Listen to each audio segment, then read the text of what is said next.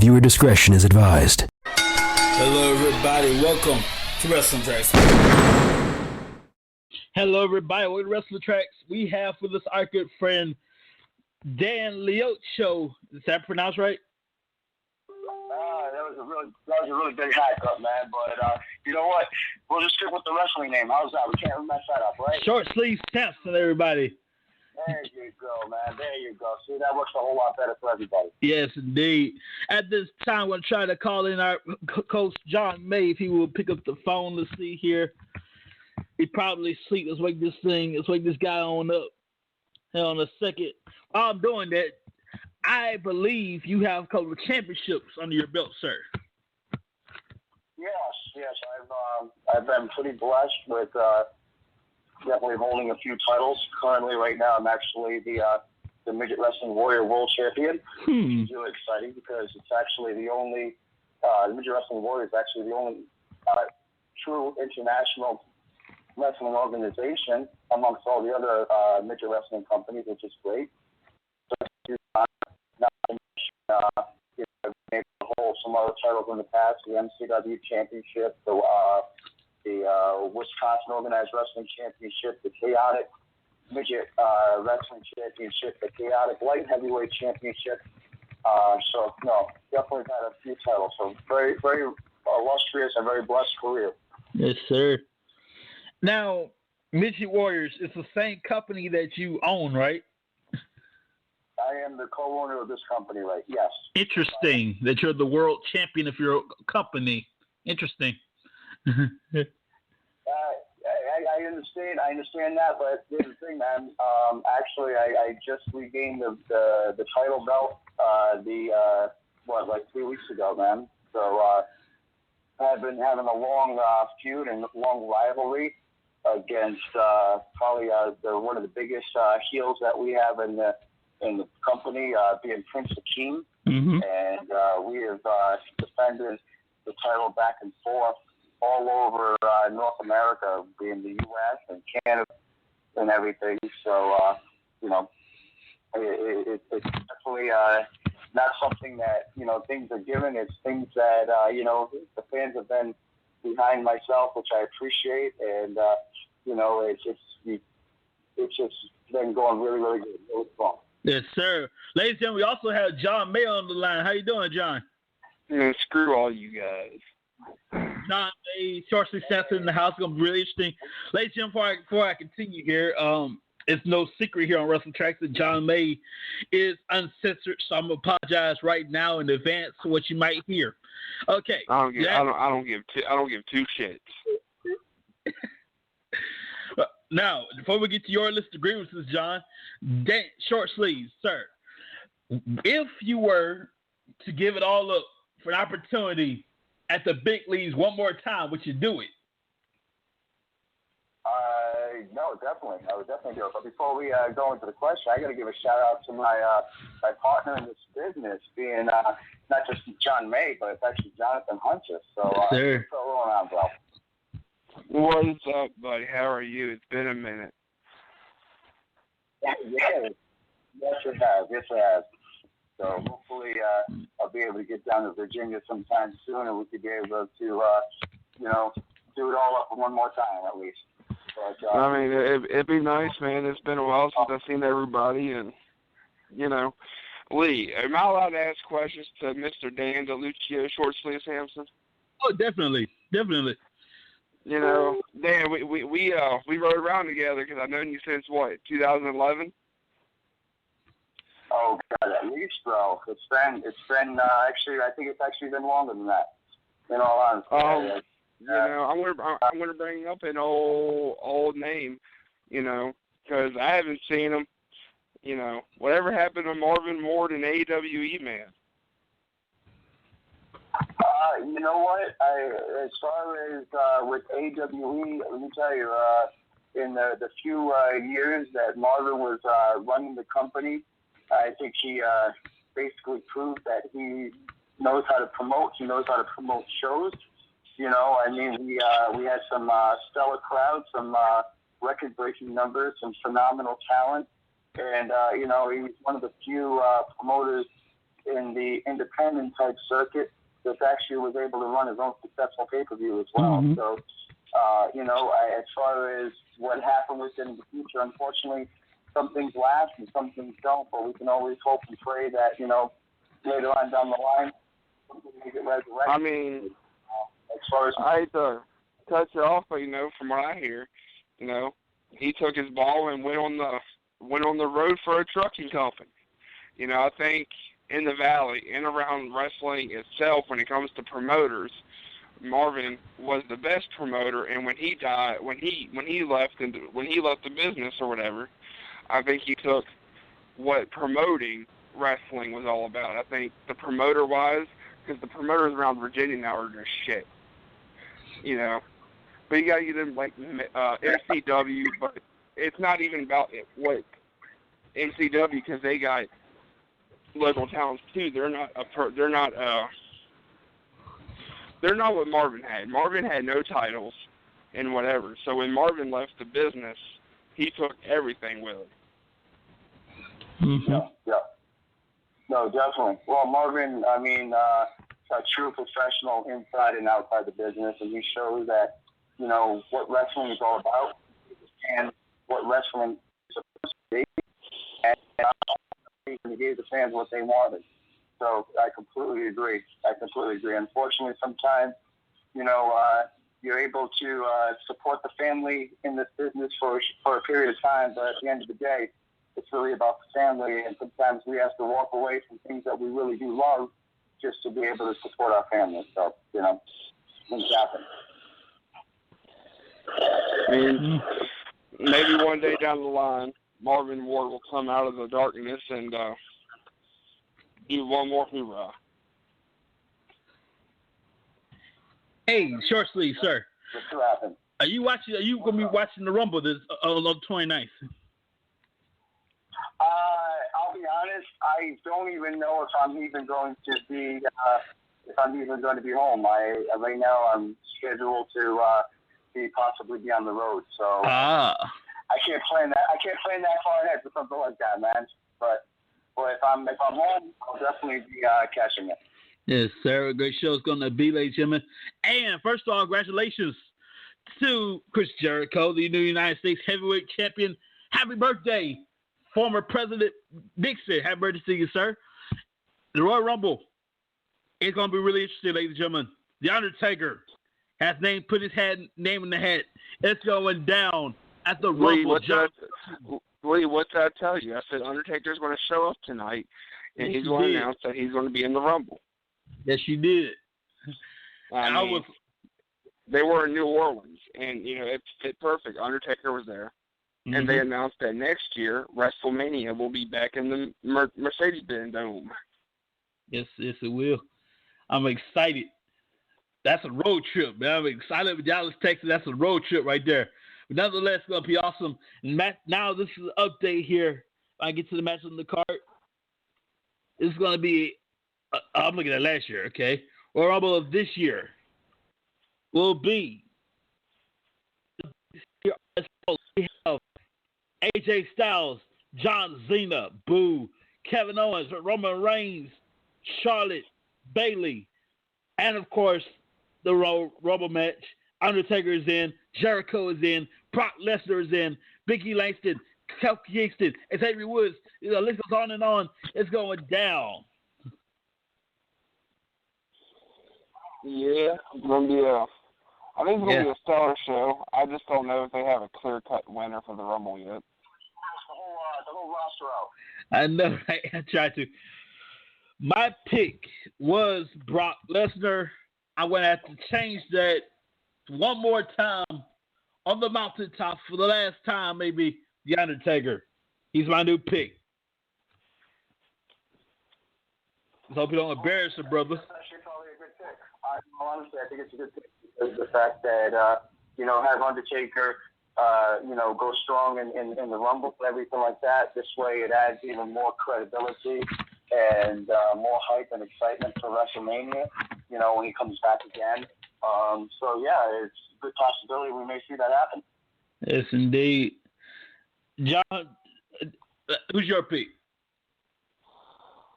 Well, I don't want to pick somebody right now. Let's talk about who's going to get called up from NXT. What NXT stars will we see as surprise entrants? You know, I got the Revival and Samoa Joe. Mm-hmm. I would love it. I mean, and you know, what if Kurt Angle comes back?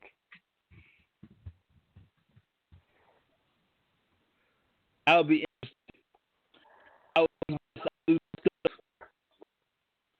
Kurt Angle. We're having some bad connection problems because you are just like out there right now. So can you hear him now? Yeah, you're good.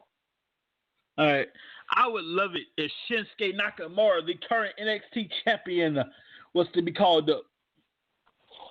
Well, they're not going to do that.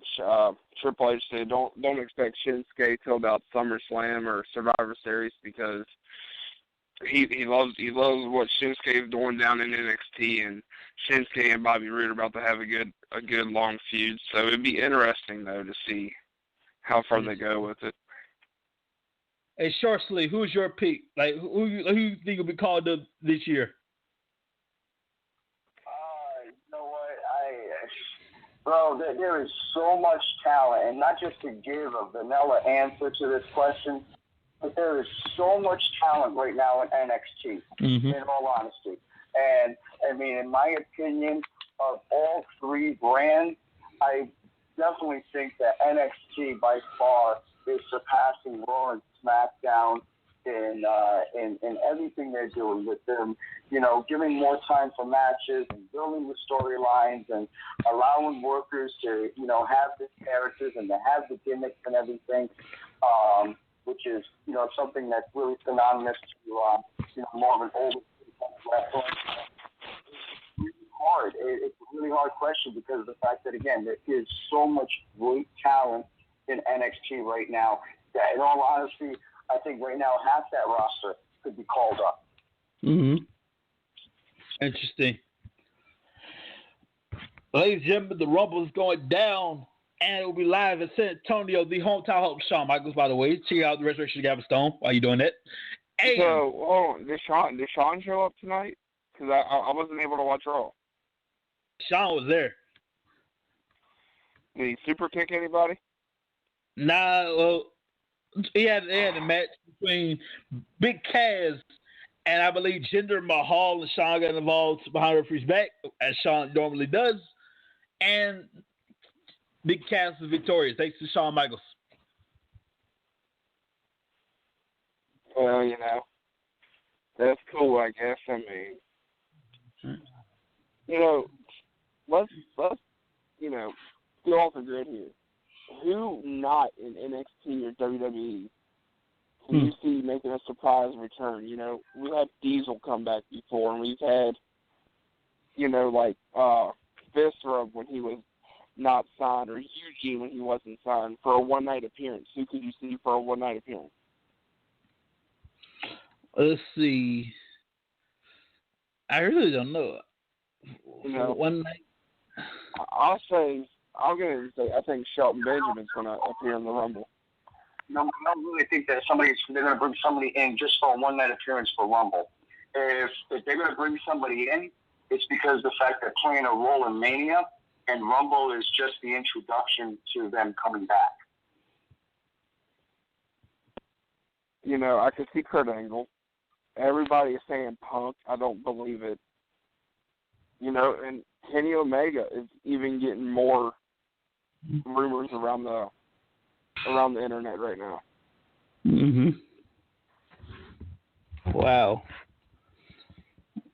I mean, Kurt Angle's coming back no matter what, because Kurt Angle already said he's not taking no more indie bookings for the rest of 2017 or 2018.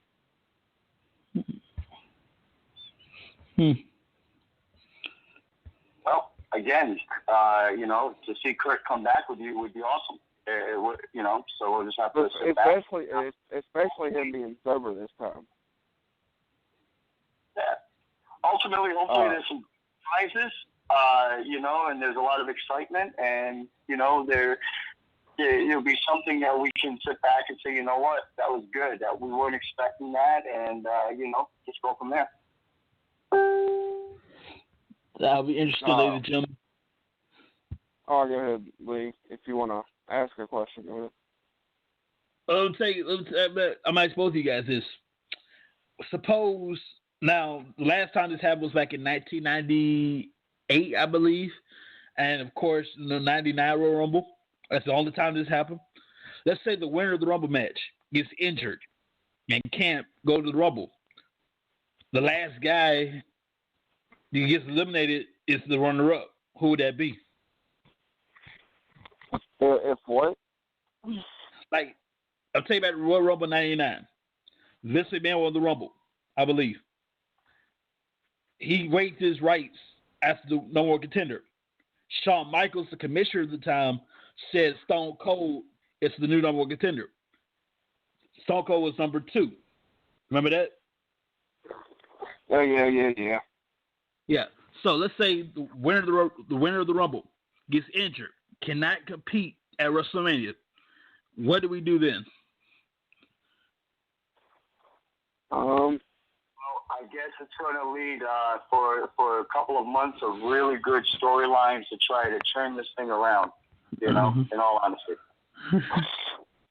Because WWE is running rampant right now to make WrestleMania 33 at least the main event, or the main event and the match prior to the main event, one of the best, because Kenny Omega and his opponent from Wrestle Kingdom stole the fucking show. Mm-hmm. Definitely. I agree with you on that. Their match was phenomenal. And I mean, if y'all not a fan of New Japan Pro Wrestling, y'all are something else. Go watch it. I mean, that's like, I'm pretty sure it was an hour-long match, and, some of the best spots I've ever seen in wrestling. Yes, sir. I didn't know this, but Hall of Famer Antonio Inoki founded New Japan Pro Wrestling. That's kind of cool. You learn a lot if you don't, if you only watch WWE, you're not going to know shit about wrestling. I mean, I learned from that, I watched WWE from the, little bit of Attitude Era to the Ruthless Aggression to what we got now.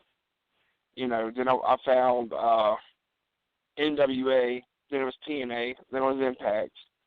I've always been a fan of Ring of Honor, and I've always been a fan of Ohio Valley Wrestling. Mm-hmm. And when I found Lucha Underground and, Ultimate WrestleX when it was on MTV and, ECW, New Japan, I want to throw a little, I don't want to say it's an ad or, whatever, but Micro Championship Wrestling. Speaking of. So, I mean, if you only watch WWE, you will not know what true wrestling is. Hey, Shortsley, I got a question for you, sir. Yeah, what's up? Remember back in the day, told John about this last night, when Shane Douglas denounced NWA World Title for ECW Championship. Remember that? Oh, yeah. What would happen? What would you do that happened in your company where somebody denounced you championship, somebody else's title? What would you do? What can you do?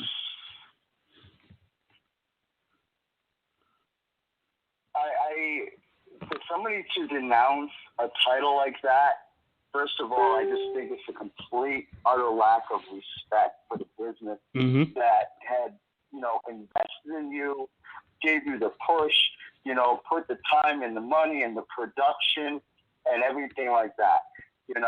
I'll be honest. Yes, it's a business, and in this business, there's a lot of emotion and there's a lot of egos. Sometimes those two things can help somebody, and sometimes those two things can hurt somebody's career.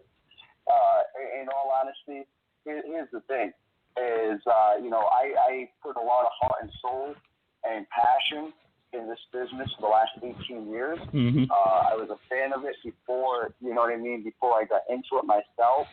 So to see somebody, regardless of who they are, to, do something to hurt the business or cripple them, I'm sorry. I wouldn't have them work for my company anymore.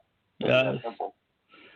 I never forget. I was watching the reason I brought that up because earlier today I was watching the Rise and Fall ECW, and that happened over there when the ECW was part of the NWA, and Shane denounced the NWA title, picked up the ECW title, and that brings me to this: TNA wrestling would be so much successful right now if they were to separate from the NWA like ECW did, but they didn't, and that's stupid. That's why TNA is dying like old Yeller.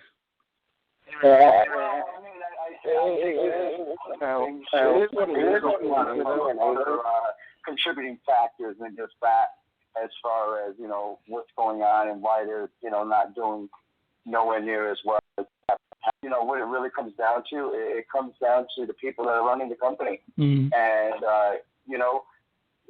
some people have some great ideas, and some people have a lot of opinions that shouldn't matter and stuff like that. But at the end, where something is successful or not successful, it really comes down to the ownership, and that's my personal opinion on that, because the ownership has the final say. The ownership is the one that's directing the company and setting the sales for. And if something is successful, then that's great. That means they're running a tight ship. And if something's not successful, then basically it comes down to they need to revamp what they're doing, or they just need to move on. It's, John, your thought on what you going to say? Dixie is Dixie's no longer in control of TNA. They brought Jarrett back, and I think it's going to be good. But Jarrett is only there to be there. But now we got Dirty Dutch Mantel. I don't know why they brought him in or what he's coming in as. No, only if you don't know who Dirty Dutch Mantel is, it was Zeb Coulter. Wow. They brought him in, and if he's taking over the writing, Dan can agree with me on this. If they brought Dutch Mantel in to do the writing, that's going to be really fucking great wrestling. Oh, of course. Well, I mean, Dutch Mantel and Jeff have worked together for years, and we saw a lot of the big success coming from that combination, coming from what Jarrett and his dad had done, in the birth of TNA and everything like that. So at least by at least there's hope right now. There's definitely hope. So let's sit back and let's see what happens. Because at the end of the day, yes, WWE is the mecca in this industry and everything like that, but they need competition. Yeah. They need a second company. And yes, you have Nirvana out, which is phenomenal. You got Lucha Underground. You got New Japan and everything.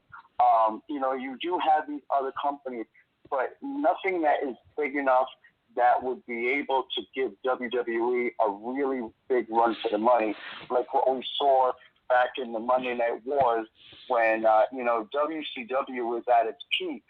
And, basically it challenged both companies to do phenomenal storyline and matches and characters. So many great workers and wrestlers came out of that point in that era. Being Stone Cold and The Rock, and we saw DX and things that you were excited about. And the other side of it, WCW, we saw the NWO and the Fractions, and who was to go from one company to another company, and there was just so much build up and so much drama. And it would be great to see a second company come up that could, bring that interest and challenge both companies again like that.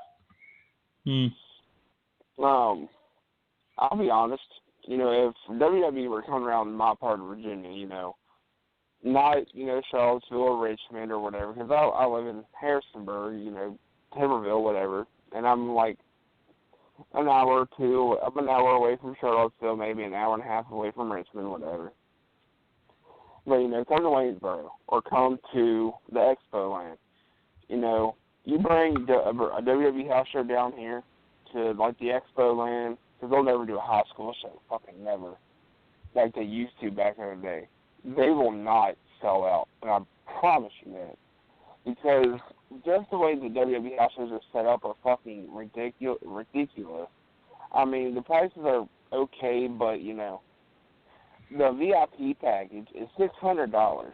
Why in the hell would anybody want to pay $600 to meet stars at a house show?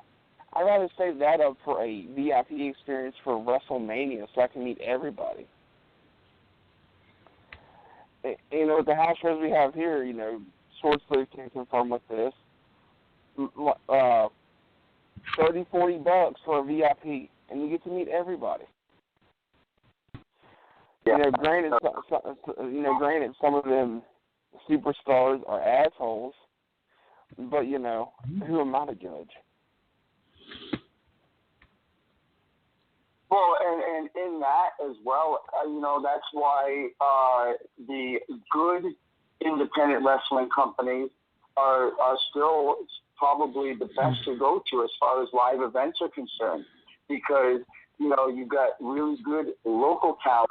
But then they also, the promotions will also bring in some names that are known. And I'm not going to lie. I think, besides Marvin, if Marvin was still around, I think the best independent promotion right now is Big Time Wrestling.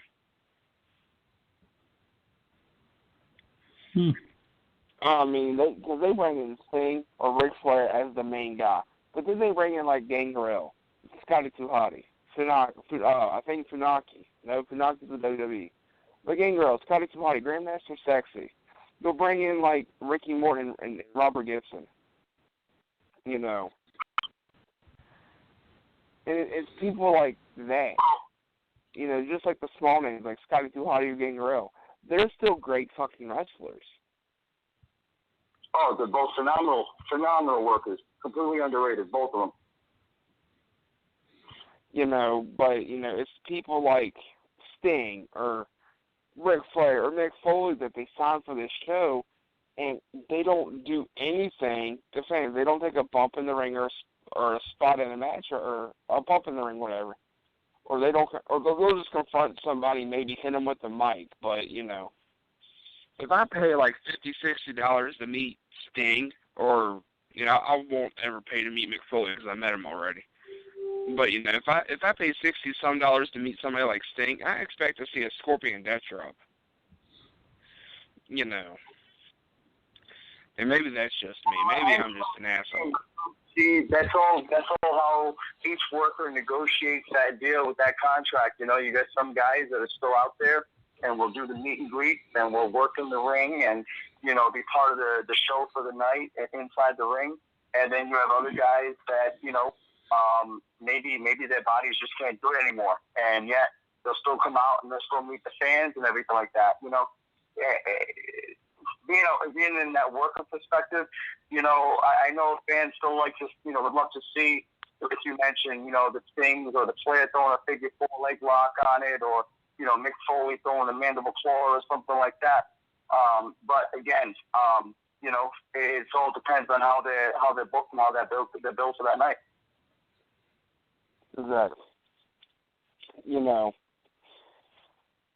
I remember it was AW's pay-per-view. The main event was Rock and Roll Express versus Kevin Nash and a partner of his choosing, and his partner ended up being Dallas.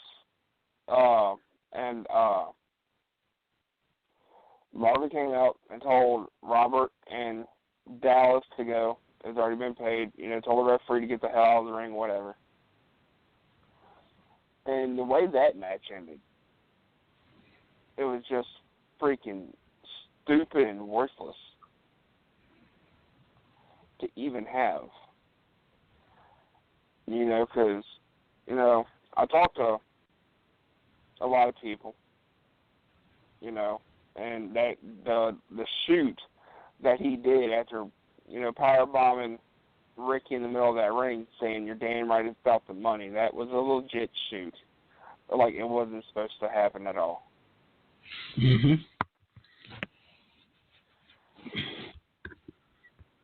But you know, it's matches like that. You know, in matches like I've seen Short Sleeve versus Abashango. You know, just a great talent like David. His real name is David Tita. He's a great fucking talent. And why he is not in the Cruiserweight division right now on WWE is beyond me. Because Dan can confirm that David Tita is a damn good worker. He's a great worker. He's got a great look, great image, great character, and everything like that. You know, if he were to come in, honest to God, him and Kofi can create like a new Nation of Domination.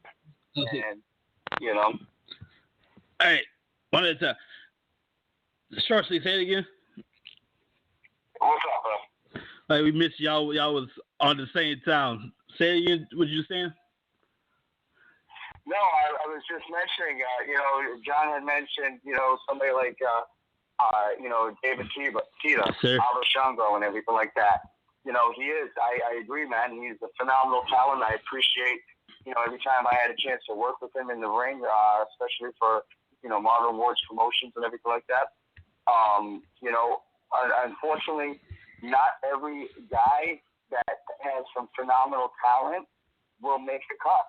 Mm-hmm. You know, and it's unfortunate. You know what I mean? We can sit back and we can look at people that are in, you know, whether it's in WWE or in some of the other promotions, and we can say, okay, how come you don't bring this one in? And, you know, ultimately there's always reasons, or there's always somebody else that, you know, they choose to, you know, have more favorite, you know, more liking to or whatever like that. Flip side of it is that that's also, again, what makes, like, the independent promotions exciting to go to, because the fact that you get these other workers that, you know, may not be in the big companies, but you get to know them personally, you get to see them work without, you know, any restrictions or time limits or anything like that, and you're able to see what they can really do on their own, and not by, because, you know, them pulling it off because they have a script in their hand. Yes, sir. You know, when you get down to it, the best thing about wrestling is memories. You remember, you know. So, to start with you, John, what memories do you expect this year, 2017, for our wrestling is concerned? You know, it's only the beginning of the year, you know. I mean, the only best part about 2017 so far, you know, is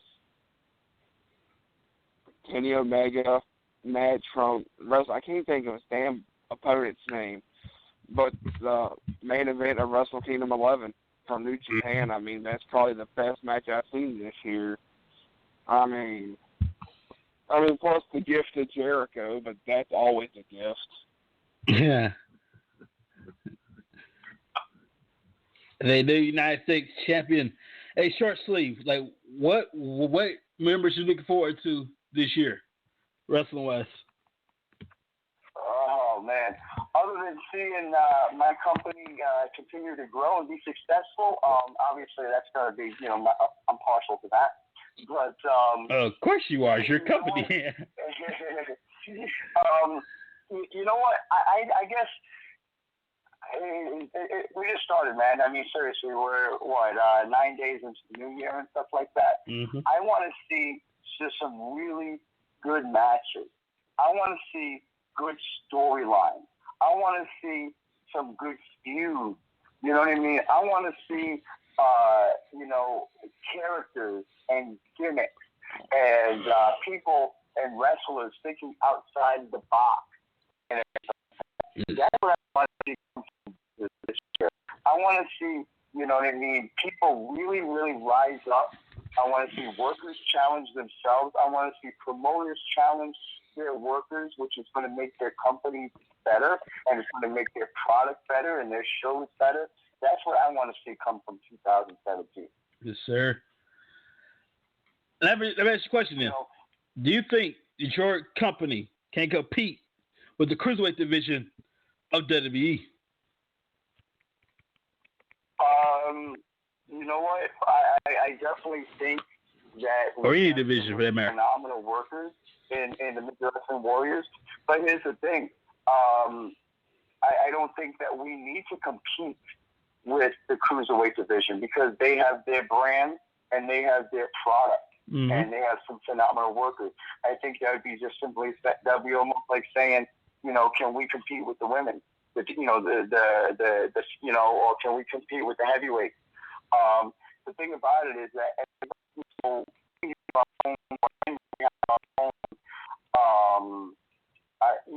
our own uniqueness and everything. So I don't think it's so much that we have to compete with another brand, whether it's the cruiserweights or the heavyweights or the women or anything like that. What I think that we need to do is we need to step up our game and show everybody what the Midget Wrestling Warriors are all about, and in doing that, be able to make fans of our product, which will be able to continue to allow us to grow. Interesting. John, what you got, buddy? 2017, I mean, it's all about who comes back, who leaves, because, right after WrestleMania, they have the mid-spring clean or whatever. But what I really expect, I expect a lot of fucking people from NXT to get called up. I expect Asuka to get called up. I expect Bobby, Austin Aries, Nakamura, because, with guys that I hear that are coming in, people like one of my favorite indie wrestlers, Ricochet. I love the guy. Put the NXT title on Ricochet. My God. And who comes back? Kurt Angle's a hat is a name to be thrown in the hat. Jeff and Matt Hardy's contracts run out at the end of the month. And those are two people to look out for because Matt wants more creative control over TNA, and if you don't get it, he's leaving. And Jeff wants to come back. I applaud Jeff. Jeff and Matt Hardy are two of the best workers in the business. Possibly Taker retiring after WrestleMania. I hate to say it, but it's bound to happen. I don't know, man. It's just too early to call, Yes, indeed, ladies and gentlemen. I can't wait to see what match. I can't wait to see what matches make the cut for the match of the year, and hopefully we'll find that out. Maybe I don't know. Maybe at the Rumble. Maybe that's gonna be interesting.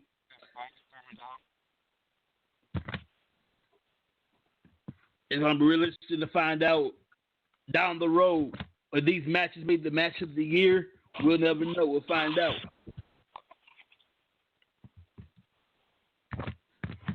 Let's see. The nice thing about it is that we can obviously get excited about wrestling. Oh, yeah. We can get excited and hopeful for things that we happen, and we just sit back, on this roller coaster ride, and just see what happens when the car takes off and stuff like that. And at the end of the year, we're just going to sit back and look back, and we can do this conversation all over again. And at that time, have a lot more opinions and likes and dislikes, and what we agreed with and what we didn't agree with, and so on and so forth. Oh, definitely. What else you got, John? Hold on, guys.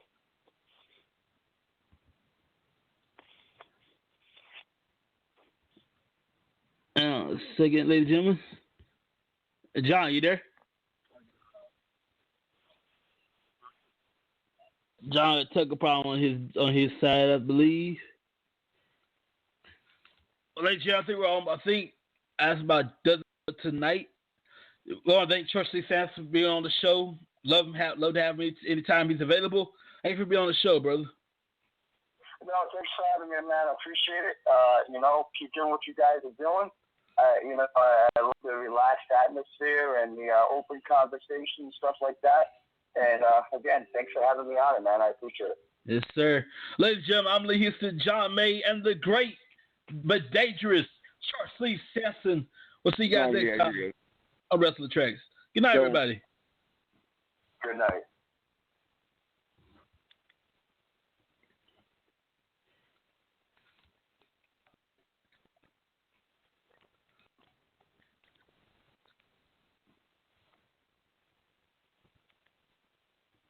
And now, insurance-minded speeches from Geico. It's a common expression, don't look a gift horse in the mouth. However, what if the horse's mouth is filled with useful insurance tools? This is the exact case with the Geico app. Yes, the app is free and therefore a gift horse. However, look inside the app and behold, emergency roadside assistance, digital ID cards, bill pay. Get the Geico app, look it in the mouth, get amazing services. Thank you. And now, insurance-minded speeches from Geico. It's a common expression, don't look a gift horse in the mouth. However, what if the horse's mouth is filled with useful insurance tools? This is the exact case with the Geico app. Yes, the app is free and therefore a gift horse. However, look inside the app and behold, emergency roadside assistance, digital ID cards, bill pay. Get the Geico app, look it in the mouth, get amazing services. Thank you.